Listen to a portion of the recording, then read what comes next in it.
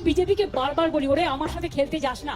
আমার সাথে খেলতে গেলে আমি যে খেলাটা খেলবো সেই খেলায় তোমরা আমাকে ধরতেও পারবে না, ছুটতেও পারবে না, নাগালও পাবে না। সারা ভারত সরকার বসে থাকো, সব এজেন্সি নিয়ে বসে থাকো, কোটি কোটি টাকা খরচ করো, টাকা গুজে গুজে দাও, টাকা নেবে লোকে, তোমায় ভোট দেবে না।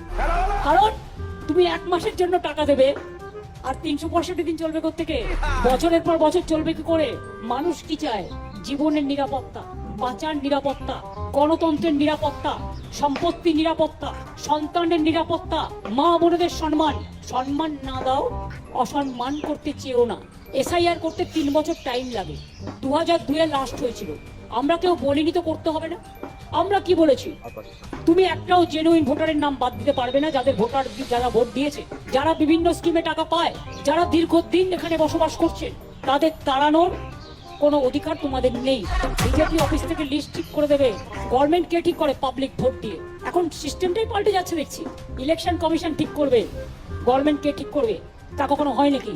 ইলেকশন কমিশনের কাজ হচ্ছে ইম্পার্শিয়াল চেয়ার মেনটেন করা, not to become the BJP commission, but to a election commission, impartial election commission.